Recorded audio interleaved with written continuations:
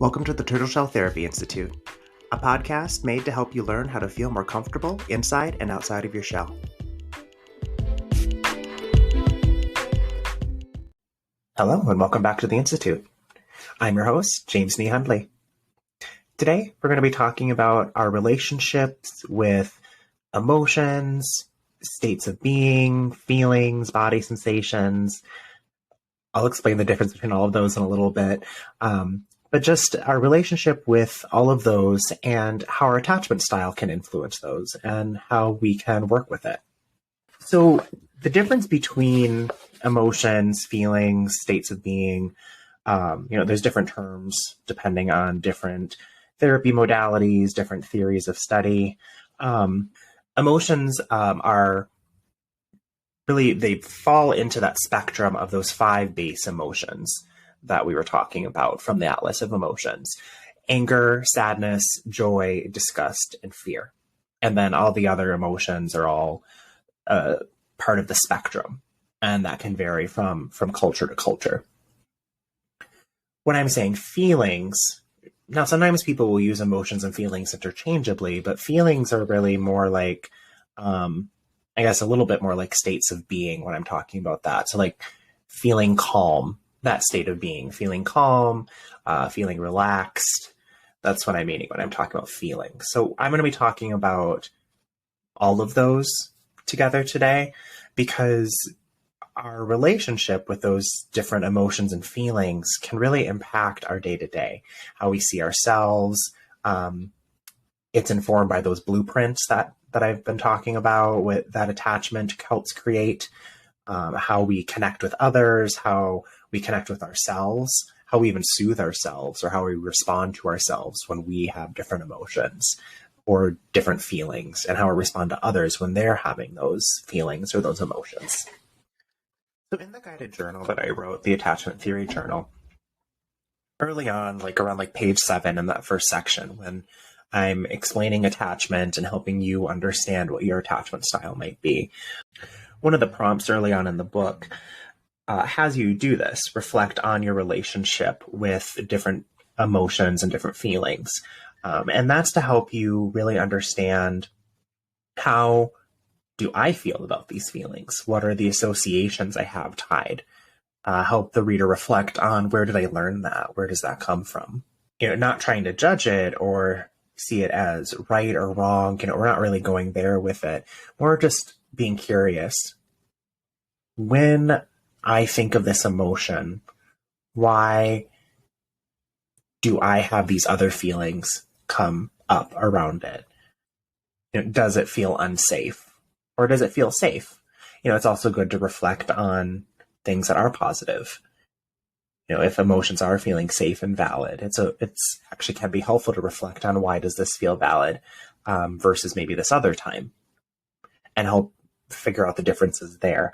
And that can help you start to understand, am I inviting shame in? Is there unneeded judgment? Because those things can keep us stuck. It can invalidate our emotions, which then can keep us from processing our emotions. So the prompt says, attachment styles influence our relationship with ourselves. Think about your relationship with the list of common feelings. Do any images or feelings come up when you think about them? Which do you feel most or least comfortable with? Then I go on to list anger, calm, fear, joy, love, sadness, shame. Now, where did I come up with these emotions? I actually came up with these from, they were inspired by, it's not verbatim, but it was inspired by a protocol by an EMDR therapist named Sandra Paulson, who, if any of you out there are EMDR clinicians or interested in learning more about emotions and dissociation, especially, and preverbal trauma are areas that she works with, especially associated with EMDR, I definitely recommend looking at her books and her resources. But she has a protocol that she does when she is preparing her clients for EMDR called the Affect Reset Protocol. And essentially she goes through some base emotions, commonly experienced emotions, and has you identify a picture that comes with it and any judgment or maybe negative associations you have with it. And then we use the dual attention stimulus or the eye movements or the tapping in EMDR to help work through some of that. And the idea is to help reset your associations and your own judgments or feelings about these emotions that might be potential blocks when you're trying to reprocess trauma or distressing experiences. So I didn't go verbatim because like one that I know Sandra has us go through that I didn't list on here was playfulness. It was mostly because I got through most of them, but also like there was a word count. And when I was writing this book, I only was able to put so many words on a page. So I ended up just narrowing it down to these base ones: anger, calm, fear, joy, love, sadness, and shame. And so calm, like I was saying before, isn't necessarily an emotion, but it is a feeling state. It's a state that we get into that can come with a lot of emotion and a lot of feelings around it. Calm is always an interesting one too, because for some people, as an example, some people might associate calm with something that's unattainable, or maybe something that's ideal. And like, it's bad if you're not in that state. Bad things happen, which can make sense, especially when we get curious about it and we look at a person's specific lived experiences, especially around calm or not being calm. In this case, some people will develop this idea that there's something wrong with me if I'm not calm at all times. There's something bad. And like we were talking about in the episode about emotions aren't bad. Emotions, sure, they can make it more difficult to think logically or rationally, but they're not bad. They're very important. They're signals to us that something may be happening and that we should check it out or maybe assess the situation to see if the feeling is correct or if the emotion is correct. Calm, like I said, it makes sense for people who find that as an ideal state. It feels nice to be calm. We have the most access to a rational brain when we're calm. And being calm is not always accessible to us. And sometimes it's not always going to be appropriate. We may be responding correctly.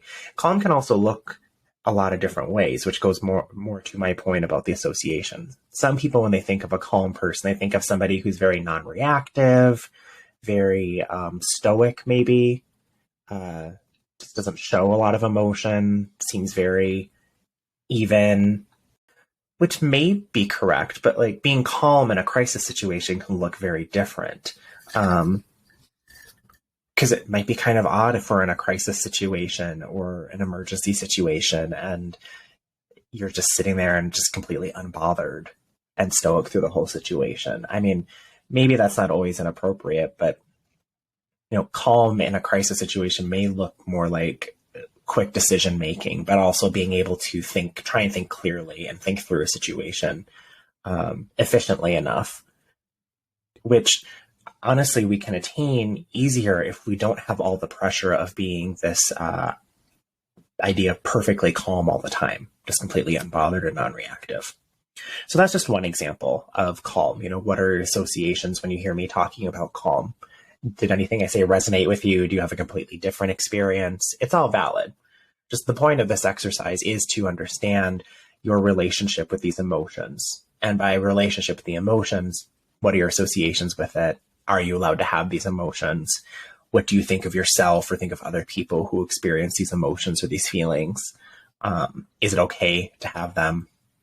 Yeah, those kinds of things. Do any images or feelings come up when you think about them?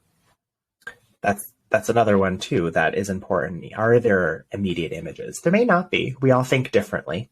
Some of us think more in images. Some of us think more narratively. Some of us think more just with body sensations, or just like a sense that we have. But when you do think of these different feeling states, these different emotions, yeah, thinking about that, is there a memory maybe that comes up where you felt this emotion and that's the image that comes up? If you notice that, be curious about it. Oh, I wonder why that image came up. What is that imagery about? You may just know, too. And it's still helpful that you're taking time to really think about it and like, oh yeah, that's why this comes up and that makes sense to me. It's all building self-awareness and self-understanding.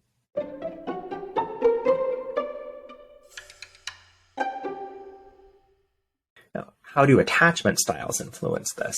So going back to what I was talking about in the overview of attachment, in summary, an anxious attachment usually has a low view of themselves and a high view of others, and an avoidant attachment style typically has a high view of themselves and a low view of others, whereas a secure attachment tends to have an equal view of themselves and of other.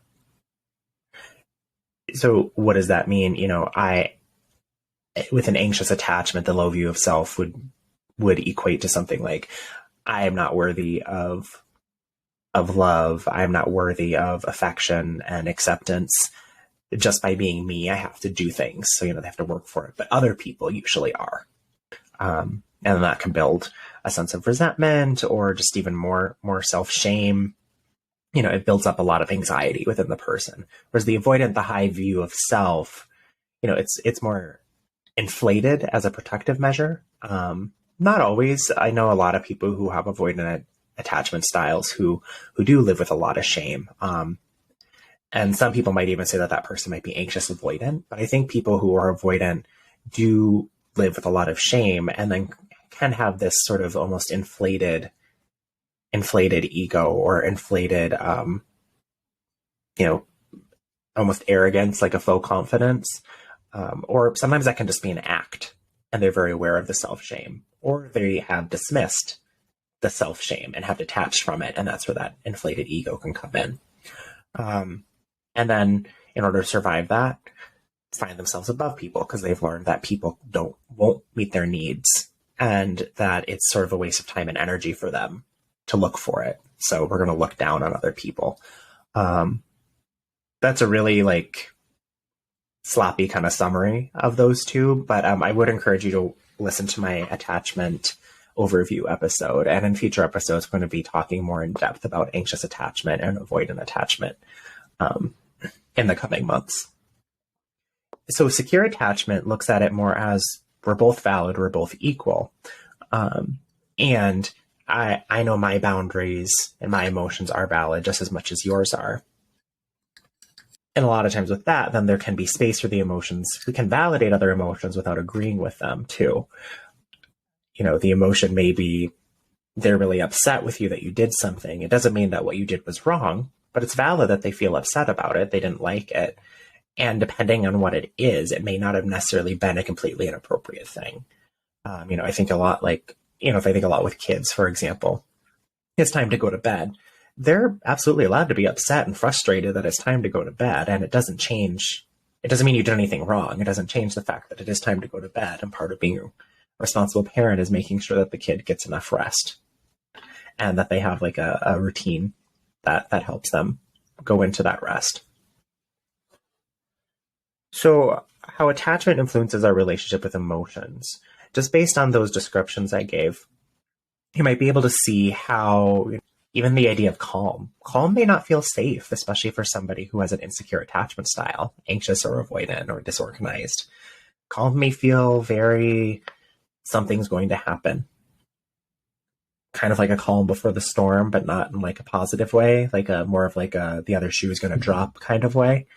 Something bad is going to happen, or I'm missing something. And that's why this feels calm, because there must be something I'm missing. It can give a sense of unease. That's why when I'm doing EMDR with people, especially people who may have an insecure attachment in general, we do spend more time in that preparation phase where we're building these, what we call internal resources, these images sometimes, or just building an awareness and ability to notice things that can be calming, that can relax the nervous system and feel tolerable. Because when there's trauma involved, especially, being able to tolerate calm or a sense of safety can feel very unsafe. Like you're going to miss something, or you're going to let your guard down because maybe last time I did that, something really bad happened or something really dangerous happened. So the body will remember that. And then we'll create these associations with these feeling states. Or maybe with anger, either I or people that I observed or saw or experienced lost their temper or their impulses. So now I've associated anger as a very dangerous emotion. That's a pretty common one, regardless of, regardless of which insecure attachment style that may have been developed. For avoidant attachment styles, people might look at anger as like a weakness, a sense of control, or they might find that as like a more empowering emotion too, because it has gotten their needs met in the past. That's not always the case. Again, it can all look different. It's all on a spectrum. It all looks different depending on the person.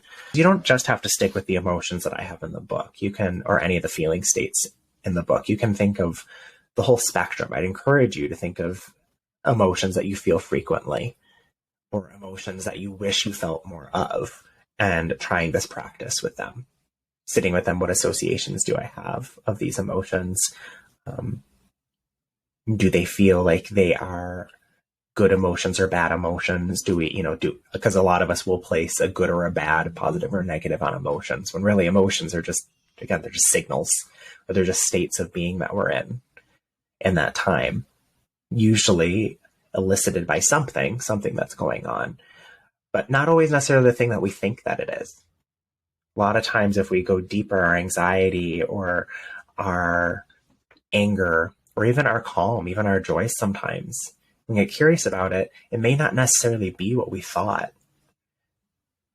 So if I think about like a day where I'm in a particularly good mood and I'm feeling a lot of joy, that's good to be curious about too.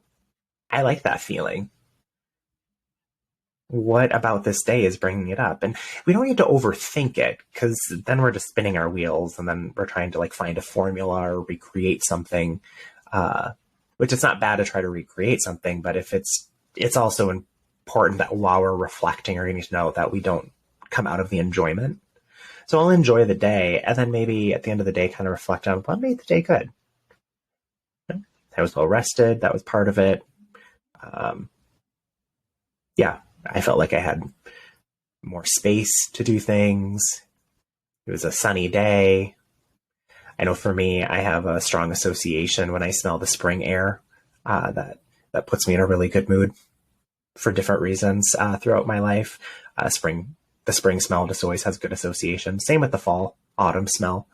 The different smells in the air, that can be something. Feeling of sun on your skin. All these different things can bring joy. And it may not be so, I can focus a lot on that on a nice day, but when I really think about it, that's just one small part of it. But like I was saying before, having space, that's a big thing that helps with my mood. Making sure that I made enough space for myself during the day, so it doesn't feel like I'm rushing and go into that survival mode. So I'd encourage you to do this with all of the emotions. So another way that you can do this too is using something I call the meeting space. Now, this is inspired from an EMDR protocol called the conference room protocol. It's also inspired from internal family systems and a few other modalities. And I'll take an episode where I spend more time talking about the meeting space. But essentially what you can do with it is it's a mental space that you create in your mind where you do talk with different parts of yourself, aspects of yourself, different feeling states, different emotions. And what you can do is imagine yourself in this space, whatever it looks like. Some people choose like a library. Some people choose like a meadow or a campsite, whatever feels right for you. And you imagine that you're sitting with that emotion or that feeling state. And similar to what I was talking about with exercise in the book and with the affect reset protocol, you think of the image, an image that you have associated with it, because that'll make it easier to interact with. And it can look however you want, whatever makes sense for you. Everybody comes up with different things. Sometimes it's just looks like themselves. Sometimes it looks like a whole other person. People have used animals or mythical creatures. Sometimes it's just colors. Just kind of really the full spectrum of whatever makes sense to you. Whatever comes up, comes up. And you can imagine yourself interacting with that feeling state or that emotion and talking with it. That's another way to be curious about it. And you can ask questions like, oh, I wonder why you look like this. What have my experiences been like with you? Do I find you good or bad? Why do I have that label on you? Or do I find you neutral? We can be curious about the neutrality too. Why do I not have much of an opinion on this emotion? Is there a reason for that? And if there isn't, there isn't. And being curious about it is what really helps build that understanding. So with people with a more avoidant attachment style, they may not be very in touch with any of their emotions or their feeling states because part of that attachment style, dismissing their own experience, their own emotions, the emotions of others, disconnecting from them, avoiding them, not feeling them. So there's going to be an unfamiliarity if you live with this attachment style. This is going to feel really uncomfortable. It's uncomfortable for a lot of people with an insecure attachment style. But for somebody with an avoidant style, this will feel very foreign. You may feel very frustrated and not really sure where to start.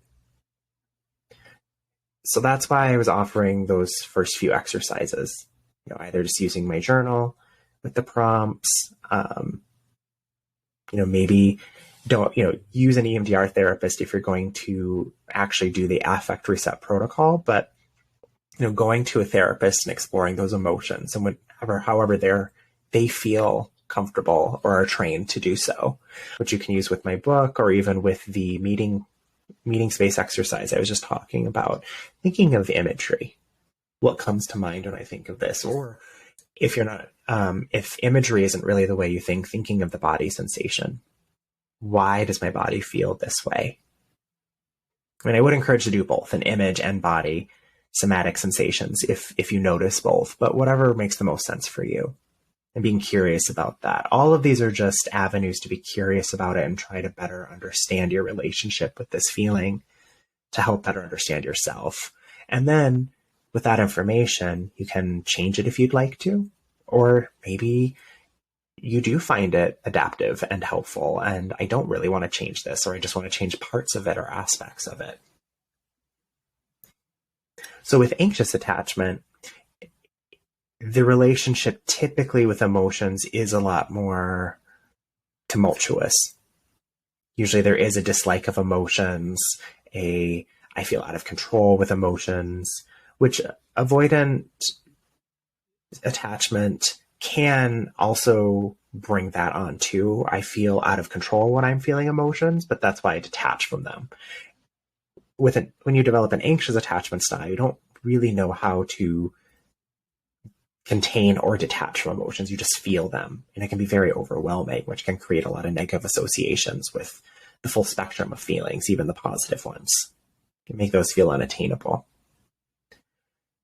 So with a secure attachment, the relationship with emotions it doesn't necessarily mean that you like your emotions. Like, you're going to get frustrated with emotions at times because they do impact our ability to think logically and rationally and slow down, and rightfully so. I mean, their purpose is to keep us safe emotionally and physically, and sometimes we do need to react, and in this modern world it is important that we slow down and make sure that we're thinking through a compassion lens, compassion for ourselves and for others, positive intention. Now, that's not totally naive, because just because we assume positive intent doesn't mean we're going to completely dismiss the idea of any negative intentions of others. It means that we're going to keep it all in mind as a possibility until we actually know what's happening. We actually know the other person's intention. And for ourselves, being really honest with ourselves around what our intention is, and then if we have judgment or shame around that, working to change and be aware of our intentions and why we do certain things or react certain ways. And accepting our emotions is a big part of that. And accepting our feeling states as okay is a big part of that. It's all part of self-acceptance.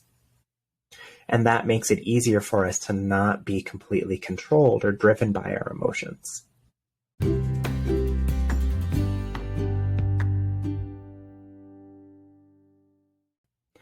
Well, I hope today was helpful, and I hope to see you back at the Institute next week, where we're going to be joined by Kirby Culbertson, a yoga therapist, who's going to talk to us all about the benefits of yoga therapy, how it works, what a session with her would look like, and the full spectrum of issues that yoga therapy can help. Have a great week and take care.